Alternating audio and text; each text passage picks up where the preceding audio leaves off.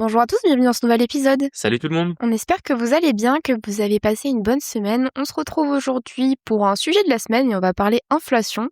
Mais juste avant, je préfère le dire en début d'épisode, c'est plus simple et plus efficace visiblement.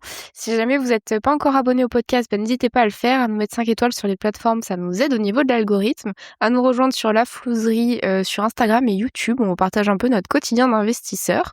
Et je pense que c'est tout. T'as quelque chose à dire à nos Ouais, j'avais auditeurs? une petite chose à dire de plus. Finalement, vous avez pas prévenu lundi dernier parce que c'était pas prévu. On pensait le faire la semaine suivante, mais vous savez, le mois de mai, c'est un mois avec plein de ponts. Plus nous, on part en vacances en Espagne une semaine. Donc, pour simplifier tout ça, l'épisode avec un invité est sorti jeudi dernier. Donc, si vous l'avez pas encore écouté, allez-y. On a reçu Thibaut de Bye Bye Patron, un ami de podcasteur avec qui on prend à chaque fois un grand plaisir d'enregistrer des épisodes. On a pu parler investissement, immobilier, podcast, même intelligence artificielle. Franchement, ça a été un épisode qui est vraiment cool. Ouais, je sais plus, quand est-ce qu'on l'avait déjà eu une Il y première a plus de 2 fois, ans. il y a plus de 2 ans, ouais. Du coup, c'était, l'occasion de mettre, pas mal de choses à jour et en plus, là, on part, alors on part une semaine en Espagne, mais il y a 2-3 jours, on part avec lui, du coup, pour un séminaire d'investisseurs, donc ça va être super cool. Je pense qu'on vous racontera ça, dans les actus de la semaine quand on reviendra, Je d'Alicante. pense, parce que là, du coup, vous aurez l'épisode de cette semaine, justement, sur pourquoi ton salaire ne te rendra jamais riche. Ensuite, à mon avis, on fera sûrement un petit épisode avec un invité pour le lundi suivant, parce qu'au final, étant donné qu'on sera pas là, alors on enregistrera un épisode en avance, mais on se dit, si vous avez un épisode avec un invité, c'est très bien aussi. Et on vous fera enfin un épisode d'actu, du coup, le lundi suivant. Et là, on aura enfin des choses à vous À raconter, raconter, ouais. des choses intéressantes. Déjà, on est en train de noter quelques sujets. Donc voilà, on lance tout de suite l'épisode du jour. Yes. Alors Julien, la question, je me sens un peu, comme sur TF1, tu sais? Pourquoi ton salaire ne te rendra jamais riche? Et c'est vrai que j'ai l'impression que, d'une manière générale, personne ne parle trop du pouvoir d'achat et cetera. Alors je suppose que tous les Français le sentent quand même passer à chaque fois qu'il faut aller faire ses courses ou faire le plein d'essence. Mais c'est vrai quand même quand tu regardes les médias, mainstream, on va dire, il y a peu de personnes qui parlent du fait qu'en fait, le salaire récompense pas vraiment le travail. Je trouve en tout cas que c'est de moins en moins vrai, comme ça a pu l'être, à l'époque de ces chers boomers. Ouais, totalement. En fait, on a envie de parler dans l'épisode du jour. On va à nouveau vous casser des clichés et des croyances urbaines. Vous savez, c'est quelque chose qu'on aime bien faire dans ce podcast. On a déjà abordé pas mal de choses. Pourquoi est-ce que vous pouvez investir dans l'immobilier? Pourquoi est-ce que c'est pas réservé aux rentiers? Comment nous on a fait? Comment vous pouvez démarrer de zéro? On a également déjà parlé de l'investissement en bourse. On a déjà démystifié pas mal de choses sur les régimes juridiques, sur la fiscalité. Aujourd'hui, on va vous parler d'un sujet qu'en fait tout le monde a un peu au fond de lui, et je pense qu'il faut qu'on en parle pour que justement on commence un peu à vous le détricoter et que vous compreniez un peu là nous où on en est aujourd'hui sur notre réflexion au niveau du salaire. Parce que c'est vrai que dès qu'on est petit, et c'est normal, je pense que la majorité des gens sur ce podcast sont nés en France, ou en tout cas ont étudié en France, ou peut-être si c'est vous avez fait des études dans d'autres pays, ça fonctionne quasiment un peu pareil que chez nous. C'est que dès l'enfance on vous inculque que globalement vous allez faire des études, vous allez aller à l'école, préparer un métier, et que globalement quand vous allez travailler, on va vous rémunérer pour ce travail, et entre guillemets on vous laisse penser que plus ou moins le fait de faire un métier et du coup la valeur que vous allez créer en tant que salarié vous reviendra dans votre rémunération, et que ça vous permettra de bien vivre. Et le gros problème qu'a notre génération aujourd'hui, j'en parlais encore la dernière fois avec un ami à la salle de sport qui venait de prendre un CDI chez Decathlon. C'est vrai que j'en parlais avec lui parce que je me souviens Oui! que il y a 10 ans, j'avais des amis qui voulaient justement travailler chez Decathlon l'été, et c'était quasi impossible parce qu'ils recevaient des centaines de CV. Et là, il m'avait dit qu'il avait été recruté plutôt facilement et que globalement, il y avait de la place pour les gens Tu qui voulaient même plus travailler cet besoin été. d'être sportif pour travailler Exactement. chez Et du Decathlon. coup, on a encore envie de se dire, en fait, c'est parce que les jeunes ne veulent plus travailler. Mais en fait, ce n'est pas que les jeunes ne veulent plus travailler, c'est que comme le salaire ne paie plus, forcément, il n'y a plus vraiment foule au portillon pour aller travailler. Et c'est justement pour ça qu'on veut vous faire cet épisode, pour vous expliquer pourquoi le travail ne paie plus, et en fait comment vous devez du coup réagir, comment nous on a fait, et comment vous aussi vous devez réagir, parce que si vous restez salarié toute votre vie, globalement vous pouvez pas espérer vraiment de vrais gains sur votre pouvoir d'achat, et on va vous expliquer pourquoi. Déjà, je pense que t'as quand même, tu l'idée reçue que le salaire, il paye, et je pense que c'est parce que ça a été vrai pendant un petit moment, tu vois? Genre l'après-guerre, les 30 glorieuses, donc les boomers. Bah, la vérité, c'est oui, ça payait. Tu avais un job. Alors, je pense que c'était peut-être un peu plus dur d'avoir un vrai travail, mais en fait, en soi, c'était un peu, comme aux States maintenant, si tu travailles, tu gagnes forcément de l'argent et plus tu travailles, plus tu gagnes de l'argent et c'était vraiment un game changer parce qu'au final, tu pouvais t'enrichir en restant à un même poste, ou du moins en restant à la même boîte, tu pouvais déjà t'enrichir en 15 ans, tu pouvais faire, doubler ton salaire et je pense qu'en fait, quand on a tous grandi avec un peu cette idée que, beh, si tu travailles bien à l'école, tu fais des bonnes études, t'obtiens un bon poste, tout va bien se passer pour toi. Alors qu'en fait, en réalité, bah, je pense que, allez, 30 glorieux, c'était jusqu'à quand? C'était jusqu'à, Globalement jusqu'au début des années 80 jusqu'à Mitterrand. à peu près et surtout jusqu'aux 2 chocs pétroliers. Mais globalement, en fait, ce qu'il faut voir, c'est que dans les 30 glorieuses, il y a à peu près une croissance annuelle d'environ 5% et qui suit plus ou moins le pouvoir d'achat des salariés. C'est-à-dire que vous doublez votre niveau de vie tous les 15 ans dans les 30 glorieuses. Donc, on va dire de 1950 à 1980. Des années 80 aux années 2000, ça commence à baisser un petit peu. On va dire que vous augmentez votre pouvoir d'achat de 2% par an. Donc, globalement, en une carrière de 40 ans, vous avez doublé votre niveau Ça, de c'était un vie peu nos entre darons quand ils étaient jeunes, pour le coup.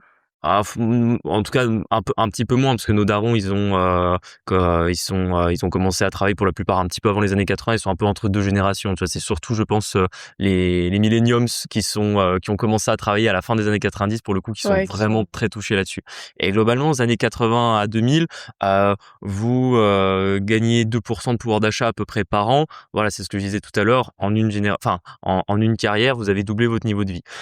Le souci, c'est que depuis 2008, depuis la crise des subprimes, depuis que les banques centrales ont complètement déréglé le marché avec les taux bas, depuis que malheureusement les choix en termes d'investissement public, l'augmentation de la dette, l'augmentation du coût de la dette, l'augmentation de la fiscalité, tout ça fait qu'aujourd'hui, globalement, on est à un moins de 1% de croissance par an. Certaines études vont vous dire que le pouvoir d'achat des salariés augmente d'en moyenne 0,3% par an. Vous verrez plus tard pourquoi dans cet épisode. Moi, personnellement, je pense vraiment que ce chiffre est faux et qu'en réalité, le pouvoir d'achat est négatif aujourd'hui.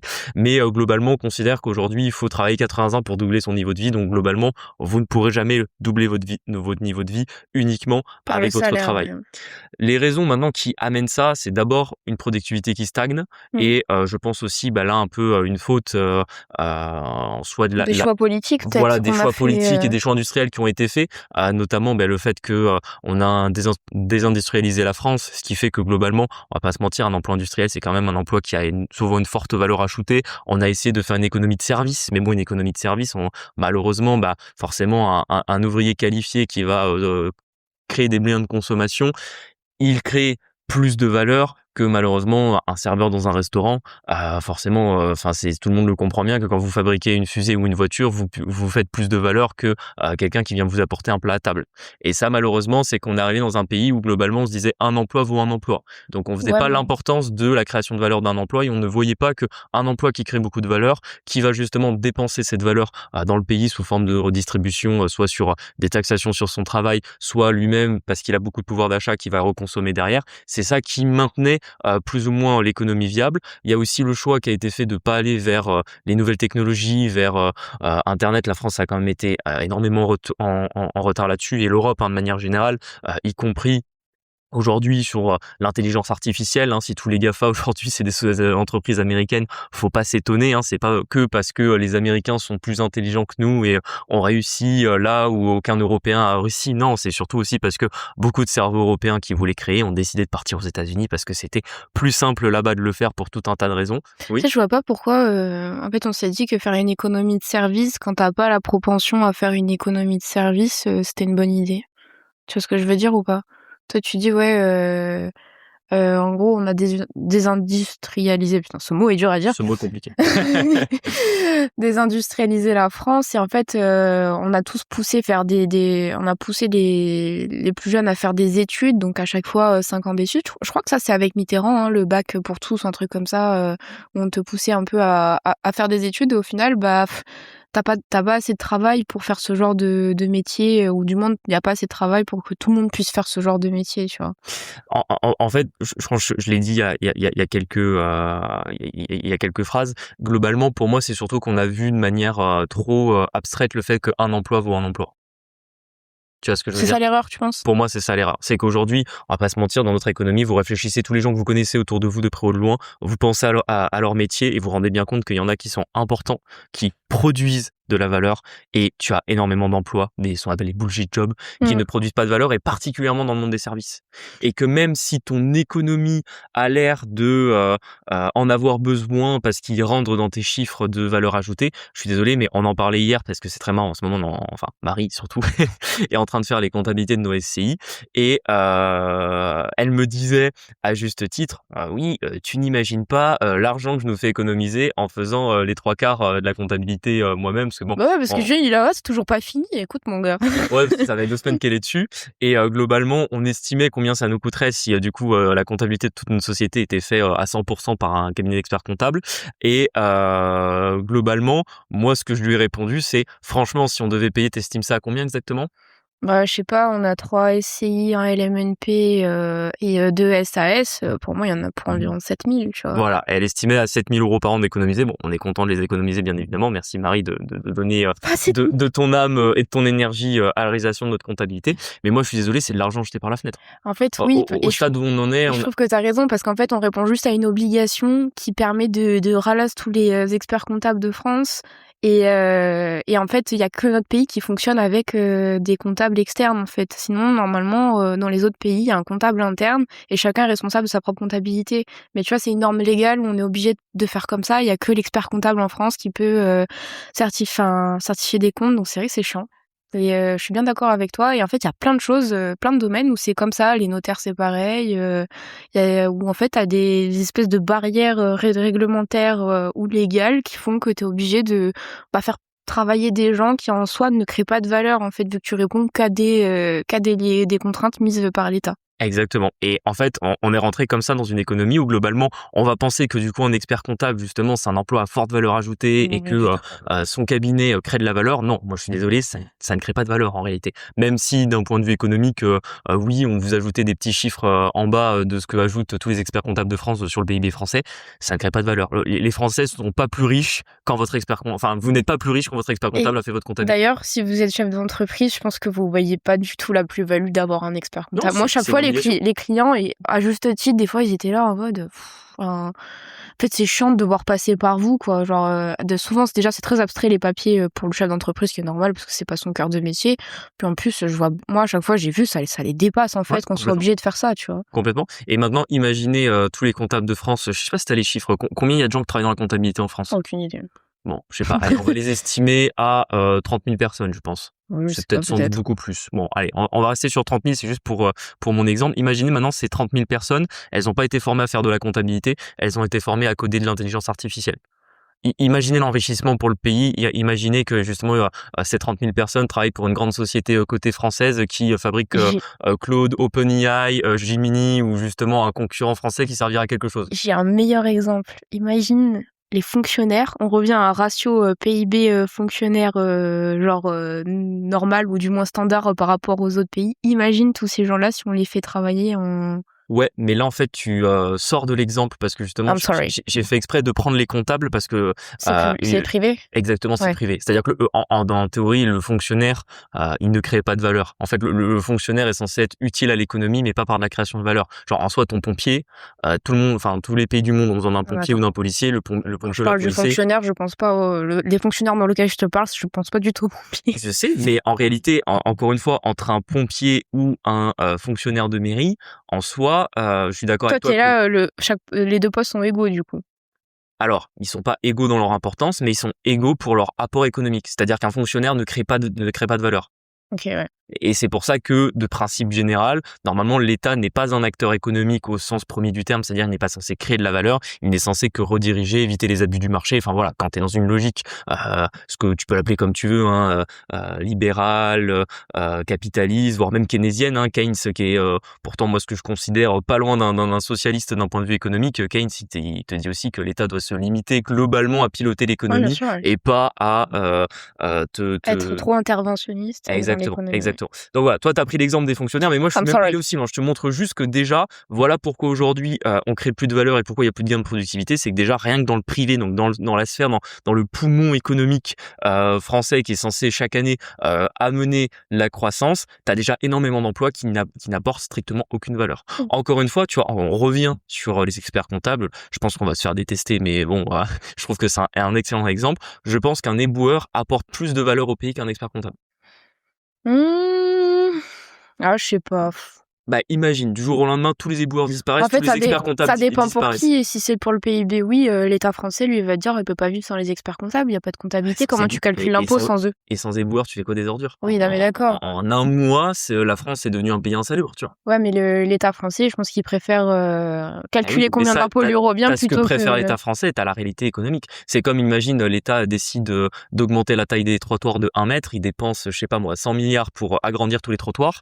En soi, il a dépensé 100 milliards, donc tu vas avoir 100 milliards de dépenses qui vont rentrer dans tes calculs de valeur ajoutée. En soi, si nos trottoirs, au lieu de faire 1 mètre, ils font 2 mètres, ça change pas la face du monde. Tu vois ce que je veux dire? Pareil, imagine une autoroute.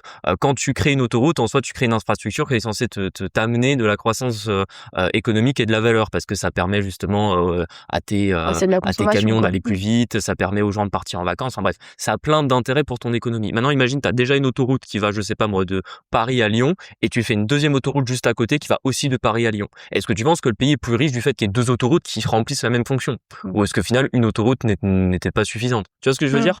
Entre guillemets, c'est pas parce que tu dépenses de l'argent dans quelque chose que forcément ça intérêt. Bon, bien évidemment, vous vexez pas les experts comptables, et j'ai pris volontairement, pour être un petit peu aguicheur, l'exemple des éboueurs, mais voilà, c'est pour pousser un peu le vice au fond. C'est posez-vous la question aujourd'hui de quels emplois sont vraiment utiles et quels emplois du jour au lendemain, s'ils disparaissaient, ça ne changerait pas grand-chose à votre vie. Alors oui, si on n'avait plus d'experts comptables, je vous avoue qu'il y a beaucoup d'entreprises qui ne savent plus piloter leurs chiffres, qui sont perdus, qui ont plus leur reporting. Bien évidemment, l'administration fiscale, elle est bien en mal de ne plus pouvoir vous racketter chaque année sans l'apport des experts comptables qui sont là pour déclarer vos comptes. Mais voilà, comprenez bien qu'aujourd'hui, il y a des métiers et de la création de valeur qui est importante, et il y en a d'autres qui, même si sur le papier, elle a l'air d'y être, elle ne sert à rien. En fait, elles sont utiles dans le fonctionnement actuel, mais on peut juste essayer de voir de fonctionner différemment. Exactement. Ça, c'est trop compliqué. Deuxième raison pour moi, c'est aussi tout simplement une augmentation de l'écart entre le salaire brut et le salaire net. Ça, c'est vraiment et ça, je pense que c'est quelque chose où justement... Tout le monde le voit, je pense, et tout le monde le sait. Ouais, et je pense que c'est quelque chose qui pousse de plus en plus de jeunes à moins travailler, c'est qu'on se rend compte plus ou moins de ce qu'un salarié coûte à un employeur par rapport à ce qu'il touche. Et on est globalement le pays au monde où c'est le plus important. Faut pas se mentir, hein, quand vous allez dans plein de pays, il y a des cotisations salariales, les employeurs vont payer de la fiscalité sur le fait de faire bosser un salarié, que vous soyez en Suisse, que vous soyez aux États-Unis, même que vous soyez en Chine, il y a toujours un minimum de cotisation qui est dû. Il y a très peu de pays au monde aujourd'hui où il n'y a plus aucune cotisation sur le travail, et que globalement, pour 1 euro que coûte un salarié, un employeur, le salarié reçoit 1. Hein, il y a quasiment très peu de pays comme ça. Mais en France, on est globalement de 30 à 50% de ce que coûte un salarié à un employeur qui ne va pas lui revenir directement. C'est vrai que c'est la double peine, parce que des deux côtés, tout le monde paye des cotisations. Votre employeur, je pense qu'il lâche le double de ce que vous touchez pour pouvoir vous engager. Et d'un autre côté, le salarié, lui, se fait ponctionner en fait sur le brut que l'employeur lui verse. T'as tout un tas de frais qui lui sont déduits, et en fait l'écart, il est stratosphérique, et en fait c'est surtout que ça s'arrange pas. Genre chaque année, alors nous maintenant on n'est plus salarié, mais c'est vrai que plus ça avance, plus en fait ton salaire diminue, il y a rien qui est en ta faveur. Donc je suis carrément d'accord avec toi, ce serait même la raison numéro 1, je pense. Non, pour moi, la raison numéro 1, c'est d'abord la productivité. Parce qu'en réalité, même en fait, la France ne produit plus rien en termes de gains de valeur. Alors oui, on va vous dire qu'il y a 1% de croissance, etc. Mais la réalité, c'est que l'économie française aujourd'hui est en train de s'asphyxier elle-même par son cul de la dette. Tu lâches déjà, tu t'allèges les salaires des deux côtés. Moi, je suis sûre que ça fait déjà une différence phénoménale sur la productivité, sur la consommation, sur... C'est 2 choses différentes. D'un côté, t'as le fait en fait, t'augmentes la consommation. Donc, c'est pas bête, mais t'augmentes pas la productivité. La productivité, c'est globalement en 1 heure de travail, quelle quantité de valeur De t'es capable valeur, de ouais. produire. En fait, peu importe que tu sois payé cher ou moins cher, la réalité, c'est combien qu'est capable de faire le salarié français. Et là où, par exemple, justement, il y a encore 20 ou 30 ans, vous entendiez dans les médias, ils le disent encore aujourd'hui, mais la réalité, c'est que c'est plus vrai, que le salarié français était plus productif qu'un autre, que c'est pour ça que, par exemple, ils ont fait les 35 heures dans les années 2000, Mmh. parce que soi-disant, le salarié français produisant plus que le salarié allemand, il était capable de faire ce que le salarié allemand faisait en 42 heures en 35 heures. C'était pas totalement faux il y a 20 ou 25 ans, mais aujourd'hui, ça l'est plus particulièrement, surtout si la France ne prend pas, je pense, le virage de l'IA vont prendre beaucoup de pays dans les 10 ou 20 ans qui viennent. Globalement, c'est plus vrai aujourd'hui. Donc, quand tu es une entreprise dans un monde mondialisé où il y a peu de barrières douanières, est-ce que tu choisis d'installer ton entreprise en France ou est-ce que tu choisis de l'installer dans un autre pays? Sachant que globalement, que va te produire le salarié français par rapport à une heure de travail, combien il coûte et combien il produit par Ouais. rapport à un salarié espagnol, un salarié russe, un salarié chinois, un salarié américain ou ce que tu veux, tu vois?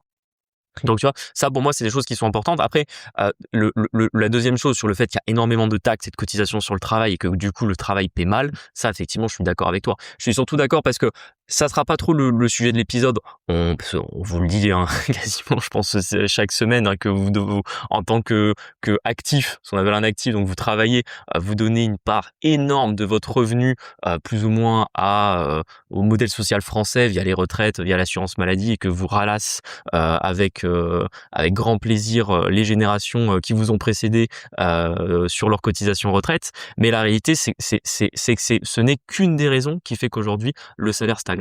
Et tu vois, aussi à proportion égale, c'est-à-dire que même si on garde le même taux de cotisation et cetera, il y a toujours en tout cas, ça a été vrai pendant des années, ton salaire, il s'appréciait quand même d'une manière tu sais, tu tout le temps augmenté au moins de l'inflation et bah là, l'inflation, il est quand même enfin, le salaire suit pas l'inflation et du coup, je pense que ça revient un peu à ce que tu disais tout à l'heure, c'est qu'il y a une arnaque au pouvoir d'achat, tu vois? Tout à fait. Et en fait, on a beau te dire en fait, je pense que les calculs qui montrent pour, le pouvoir d'achat sont vraiment très optimistes par rapport à ce qui est en vrai.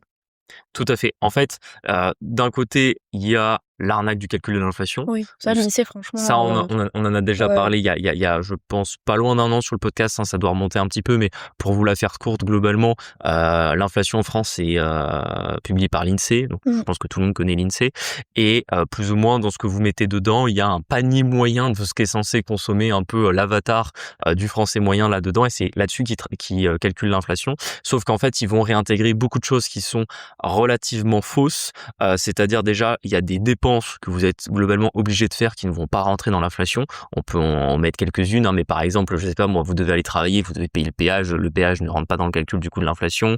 Le fait qu'il y a un contrôle technique sur les voitures ouais, les contrôles qui techniques, n'existait ouais. quasiment pas il y a 20 ou 25 ans, qui ne fait que s'alourdir en termes de contraintes. Donc forcément, votre garage, il est obligé d'augmenter le coût de celui-ci. Donc ça, c'est des choses qui viennent coûter plus cher. C'est que ça à quoi ça me fait penser? Ça me fait penser aussi, aux vignettes ZFE, là. Ouais, les vignettes critères, etc. Les taxes de séjour. Ouais, Dès taxe que de tu séjour passes, à tu l'hôtel, pars c'est vrai. en fait, on est le pays des taxes, donc en soi, il y a toujours des petites taxes qui viennent se rajouter, qui sont des taxes à la consommation. Il peut y avoir des taxes sur les entreprises, mais il y a surtout des taxes à la consommation. Donc plein de choses qui vont comme ça se rajouter, qui ne seront pas prises ou prises partiellement dans les calculs de l'INSEE. Et c'est surtout que l'INSEE va avoir tendance à minimiser certains postes en imaginant que l'augmentation de qualité d'un bien veut dire qu'en fait vous avez de l'indéflation sur celui-ci. On va prendre un exemple très Ouais, simple que vas-y, tout le ouais. monde va comprendre, l'ordinateur. Ouais. Ton ordinateur aujourd'hui est beaucoup plus puissant que ton ordinateur d'il y a 20 ans. Du coup, l'INSEE considère que tu as plus de pouvoir d'achat sur les ordinateurs.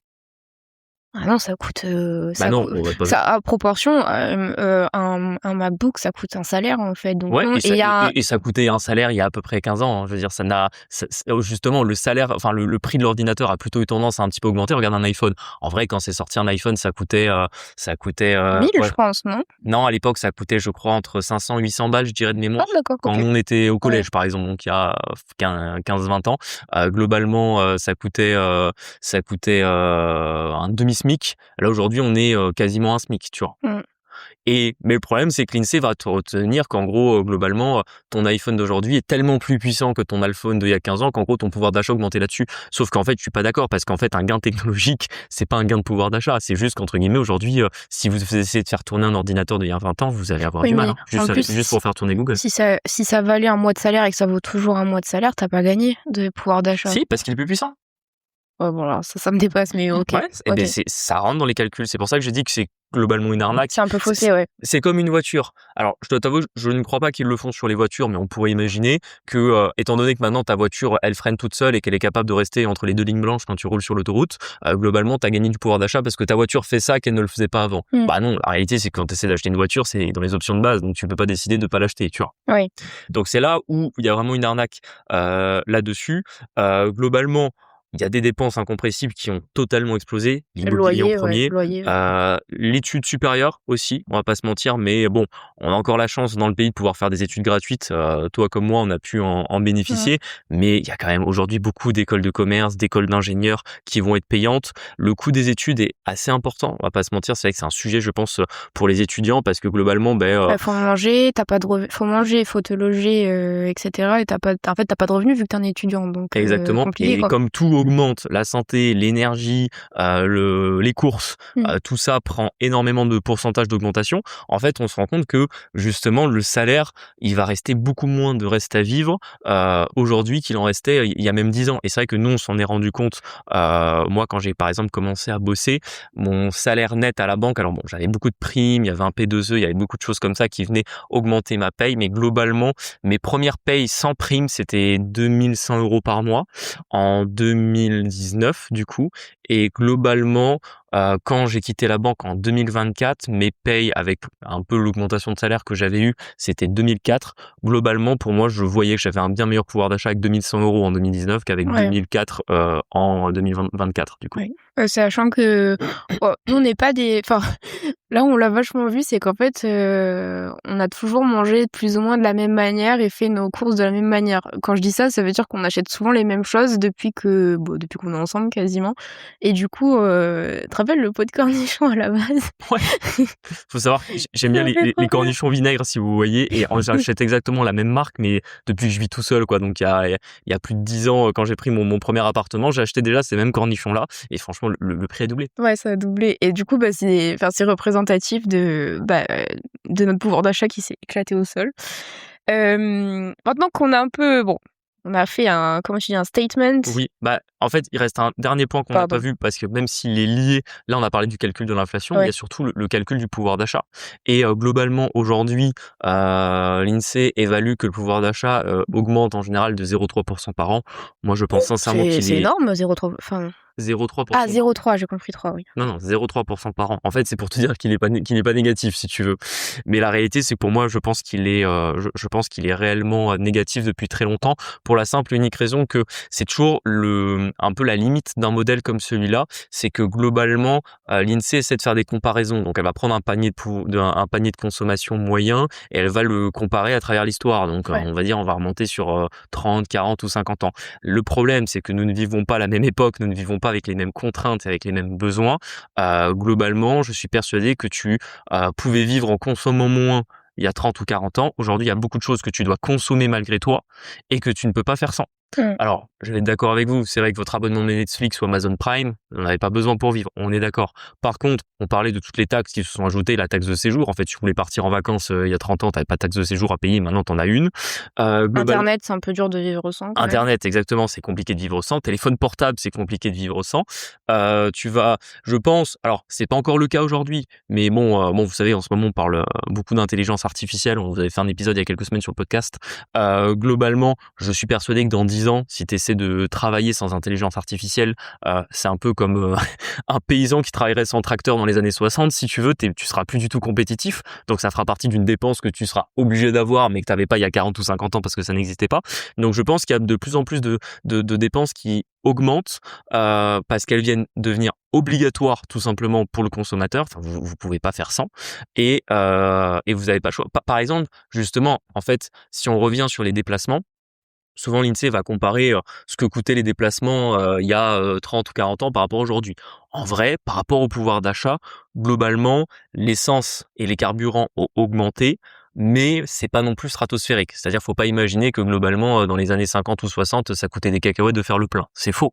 Par contre, la différence, c'est que du fait de l'explosion des prix immobiliers, tu es obligé de vivre plus loin de ton lieu de travail Oui. qu'il y a 30 ou 40 ans. Du coup, étant donné que tu dois faire plus de kilomètres, tu consommes plus. Oui. Alors, c'est à moitié contrebalancé par le fait que les véhicules sont moins gourmands en carburant aujourd'hui, mais quoi qu'il en soit, ça a été démontré que le coût du transport est aujourd'hui plus cher qu'il ne l'était avant. Donc ça, c'est quand même quelque chose qui vient, là aussi, bouffer ton pouvoir d'achat. Donc c'est pour ça que j'aimerais bien voir dans leurs calculs où est-ce que tu gagnes. Ouais, c'est Vu sûr. que tout augmente en termes de prix, ton salaire ne bouge pas et tu as des dépenses qui étaient obligatoires, qui sont obligatoires aujourd'hui, qui ne l'étaient pas hier, que l'INSEE m'explique où est-ce qu'on gagne du pouvoir d'achat. C'est vrai que la mariée est quand même sacrément bien habillée. Et il y a un truc aussi, les Parisiens, corrigez-nous, mais il me semble que par exemple, le pass Navigo, genre tous les ans, il prend au niveau du tarif. Donc déjà, t'habites super loin et tu mets genre 1 heure et demie de transport en commun dans le RER à Paris. Et en plus, tu te fais éclater. Hein. Genre, c'est super cher le pass Navigo. Complètement. Et ça augmente à chaque fois. Et pas pour plus de services, visiblement, vu qu'il y a... Enfin, ma sœur habite à Paris, du coup, je sais qu'il y a beaucoup de... Il y a beaucoup de retard sur les RER et tout, et c'est représentatif. Donc voilà. Maintenant que nous avons fait le statement de tout ça, y a-t-il des solutions? Je viens de tousser. Oui, il y en a parce que c'était un peu l'idée de cet épisode, c'était pas que de vous donner envie Oh, d'arrêter de travailler. j'avoue. Mais globalement, ce qu'il faut quand même se rendre compte, c'est voilà, je voulais vous amener quand même quelques éléments là-dessus parce que c'est des réflexions que vous pouvez avoir vous-même. Vous pouvez des fois trouver d'autres contenus vidéo, podcasts qui vont en parler. Mais je trouve que c'est intéressant que, je sais, on parle à une audience qui est très intéressée à l'investissement, particulièrement l'investissement immobilier. Je trouve ça important que vous ayez cet état des lieux en tête et que vous gardiez bien ça dans vos choix. Pour moi, ce qu'il faut bien comprendre aujourd'hui, c'est que le travail en tant que salarié ne paye plus pour ce qu'on l'a dit, parce que de toute façon, il n'y a plus de gain de productivité, parce que la fiscalité sur le travail est très élevée. Donc, globalement, vous avez ça d'un côté, vous avez de l'autre côté l'inflation qui augmente, le pouvoir d'achat qui baisse. Du coup, vous ne pouvez pas espérer, entre guillemets, je pense, bien vivre uniquement avec votre salaire, à moins de vraiment être un petit consommateur et d'avoir un poste qui paye très bien. Alors oui, il y aura toujours des exceptions, mais quand on parle en général c'est un peu ce qu'on essaie de faire dans cet épisode, de parler plutôt de macroéconomie, on peut pas rester sur le biais du survivant en trouvant une personne qui arrive à bien s'en sortir en étant salarié français en 2026. La réalité, c'est que vous demandez à n'importe qui, vous regardez toutes les études d'opinion, les Français ont l'impression de vivre moins bien. Et moi, ce que je voulais faire dans l'épisode, c'était justement d'expliquer un peu pourquoi. Et maintenant, on va parler des solutions, parce que ça, pour le coup, c'est ce que vous verrez pas à la télé, c'est ce que vous verrez pas sur d'autres contenus. C'est qu'est-ce que vous pouvez faire. Bon, première solution, je pense que c'est un peu obvious vu qu'on est sur ce podcast, mais pour moi, c'est investir. Tu vois, le peu d'argent que tu fais en plus, bon, bah, nous, c'est ce qu'on avait fait, c'est qu'en fait, bon, on n'est pas parti en vacances, on n'a pas, voilà, on n'a pas acheté de nouvelles voitures, etc. Mais par contre, on a fait travailler notre argent et on l'a fait de manière plutôt intelligente. Donc, on l'a mis dans un actif qui est financé par crédit. Je pense que l'IMO, c'est ce qui s'y prête le mieux, globalement. Oui, globalement, Placé à un bon taux, hein, j'entends. c'est surtout qu'effectivement, comme tu le dis, Marie, en fait, votre salaire ne paie pas. Donc, il vous reste quoi comme alternative? Investir ou entreprendre. Il n'y a pas d'autre solution. On va commencer par l'investissement. Tu as parlé de l'immobilier, Marie, je suis Ouais. 100% d'accord avec toi. Il y en a qui vont parler de la bourse. Moi, la bourse, j'ai toujours un peu de mal quand on est en France, du fait que le salaire net étant si bas, c'est Ouais. compliqué de vraiment capitaliser parce que globalement, Pas pour moi, pas toutes ces billes dedans, alors que l'immobilier, tu peux rester avec c'est vraiment ça. pas mal de billes dedans. Imaginons peut-être vous écoutez ce podcast et vous ne voulez pas faire d'immobilier, soyez pas salarié en France. En fait, allez dans un pays qui paye Ouais, j'avoue. et coffrez. Allez en Suisse, allez aux États-Unis, allez au Canada, allez en Australie. Allez vraiment dans un pays où les salaires nets sont élevés, vous avez peu de cotisations. Et là, pour moi, dans ce cas-là, la bourse peut être intéressante parce que quand vous êtes capable de mettre 1000, 2000 euros par mois de côté, là, vous avez une allocation bourse qui va grossir relativement vite. En étant salarié français, mettre au-delà de 200, 300 euros par mois, alors hormis vos premières années où vous êtes seul à charge, vous n'avez pas d'enfants et un train de vie raisonnable, globalement, on va pas se mentir, mais pour la famille française moyenne, mettre plus de 200, 300 euros par mois de côté, c'est quasi impossible avec justement le pouvoir d'achat qui est bas et justement la fiscalité qui est déjà sur le travail. Du coup, c'est pour ça que moi, la bourse, je le mets de côté. Il reste quoi? Il reste l'investissement immobilier. Pourquoi? Étant donné justement qu'on est dans un monde économique où l'inflation revient, il faut avoir de la dette. Mais il faut avoir de la bonne dette, de la dette qui finance des actifs. Ouais, voilà. Le banquier ne vous prêtera jamais d'argent pour investir en bourse. Par contre, il peut vous prêter de l'argent pour investir dans l'immobilier. Et c'est peut-être juste là où globalement le salarié français peut se sauver par rapport à beaucoup de ses concurrents dans d'autres pays, c'est que la dette est facile à avoir en France. Ouais. Vous pouvez emprunter de manière très facile. Tu sais que c'est un des avantages, je pense, d'être en France, c'est vraiment le financement de l'IMO parce que, bon, on bitch pas mal sur la France dans ce podcast, mais la vérité, c'est que nous, on se serait jamais enrichis comme ça s'il n'y avait pas ce système-là en France.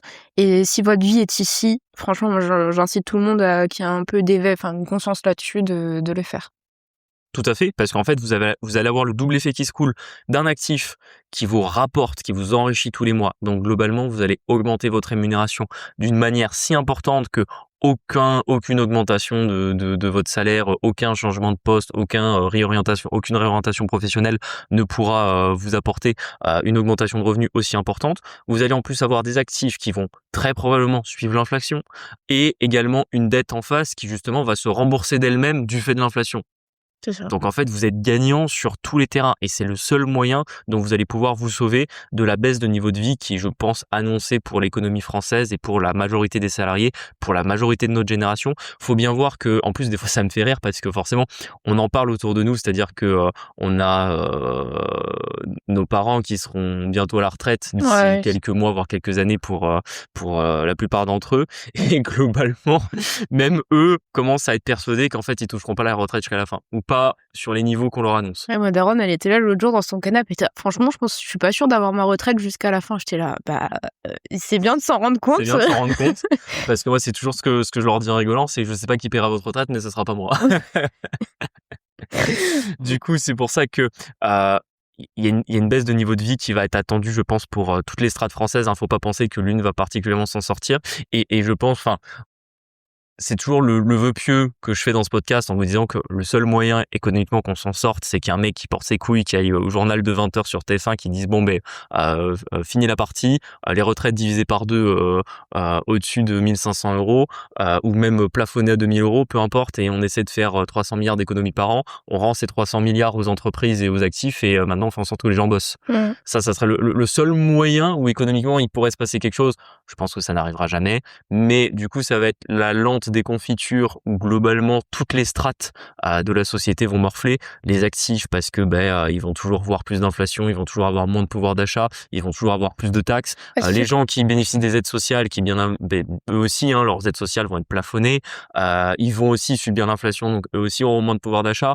Les boomers à un moment donné vont bien finir par passer à la casserole aussi sur leur train de vie et sur leurs dépenses. La seule différence, c'est que c'est quand même eux qui ont le plus de patrimoine. Alors encore une fois, je raisonne en masse économique. Vous trouverez toujours malheureusement une grand-mère qui a aucun patrimoine et qui touche que 500 balles par mois. Ça, vous trouverez toujours des exemples comme cela. Mais voilà, globalement, en termes de groupes sociaux, c'est eux qui en partiront le moins, mais ils en pâtiront quand même.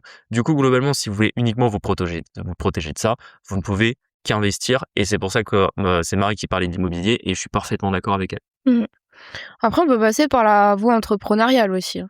Également. Et pourquoi on vous en parle, c'est pas pareil, c'est pas le truc de vous vendre parce que c'est très à la mode sur YouTube, sur Instagram de vous dire devenez entrepreneur, lancez votre boîte en moins de 30 jours, rachetez une entreprise rentable, bref, vous avez plein de contenu là-dessus. Moi, c'est pas plutôt le comment que je veux vous amener, c'est plutôt le pourquoi l'entrepreneuriat. En réalité, ce qu'il faut bien voir, c'est que en fait, en termes économiques, vous êtes rémunéré pour une création de valeur, vous n'êtes pas rémunéré pour un temps de travail. Et ça, vraiment, plus tôt vous le comprenez, plus ça fait une différence de fou dans votre vie. Et très souvent, ça vous fait sortir du salariat relativement vite. Globalement, ce qu'il faut bien voir, c'est que le monde dans lequel on vit, c'est quand vous allez créer quelque chose que vous allez avoir un paiement qui vient en face, un enrichissement, peu importe, ça peut être un paiement, ça peut être un actif. Globalement, quand vous allez dans l'immobilier, vous allez vous prenez des risques, vous devenez investisseur, vous rénovez des appartements, vous gérez des locataires, vous créez de la valeur qui justifie que vous soyez payé, et comme tout le monde ne le fait pas, c'est ça qui justifie qu'entre guillemets le paiement soit bon. Maintenant, imaginons demain tout le monde devient investisseur IMO, forcément les rendements vont baisser, ça sera plus aussi intéressant. Et globalement, les investisseurs IMO, j'en vois des fois sur internet qui s'amusent à calculer combien leur coûte en termes de en combien ils gagnent pour une heure qu'ils vont passer à investir dans l'IMO globalement. Ouais. C'est vrai que les taux de rendement ont rien à voir, sont stratosphériques par rapport à ce que peut gagner un salarié pour une heure de travail. La réalité, c'est que voilà, ça reste quand même quelque chose que vous avez parce que la masse ne le fait pas. L'entrepreneuriat, c'est exactement pareil. C'est-à-dire qu'en fait, vous allez amener de la création de valeur et c'est parce que la majorité des gens ne le font pas, parce que vous allez amener des nouvelles choses que vous allez gagner de l'argent. Et ce que vous allez gagner va être corrélé avec plus ou moins la valeur perçue de ce que vous allez amener. Et ça, faut vraiment le comprendre, c'est que globalement, vous pouvez avoir des entrepreneurs qui vont aller dans des domaines qui ne rapportent pas ou ne créent pas suffisamment de valeur, qui vont travailler 80 heures semaine pour être payés moins que le SMIC. Vous voyez, hein, il y en a malheureusement qui travaillent beaucoup et sont moins bien payés qu'un salarié. Et vous avez des entrepreneurs qui vont aller dans des domaines qui payent très bien et où, entre guillemets, ce qu'ils vont amener comme valeur va leur faire que pour peu d'heures de travail, ils vont s'enrichir énormément. Et je vous donne uniquement cet exemple-là pour vraiment que vous compreniez bien que l'argent que vous gagnez est corrélé à la valeur que vous créez et pas autant que vous y passez.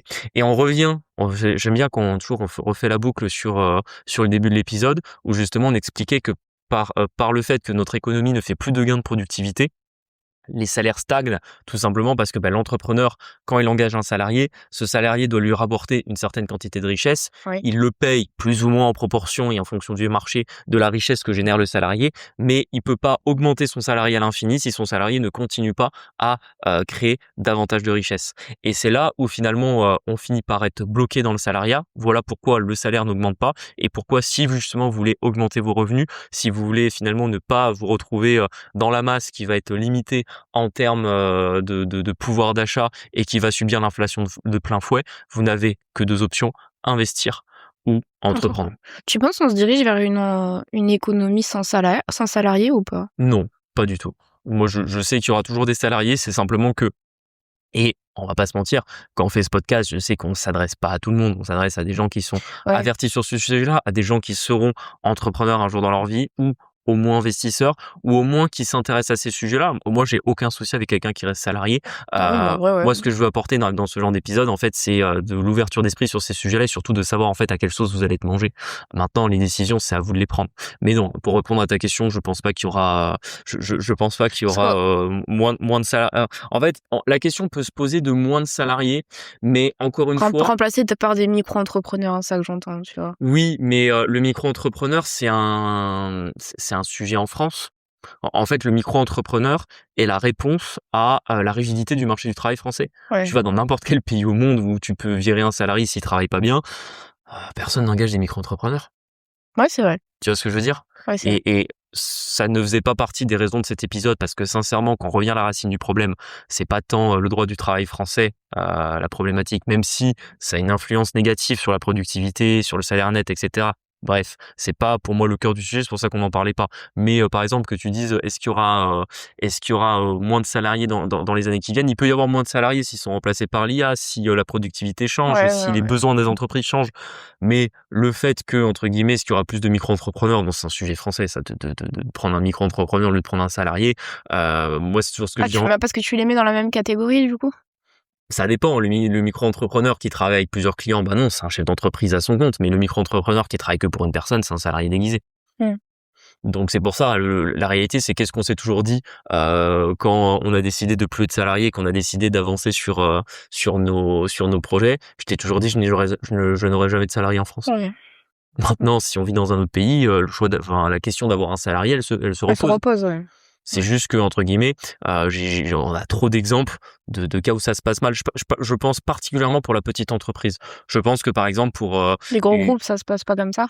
Même pas besoin d'un gros groupe, mais imagine une boîte de 100 personnes, t'as les moyens de payer un service administratif, t'as les moyens de payer un DRH, t'as les moyens d'être bien conseillé. D'être conseillé sur le sujet. Voilà, tu crées ta boîte aujourd'hui, tu réfléchis à passer de tout seul à 4 salariés, très compliqué. Vraiment très compliqué. Ouais, c'est vrai.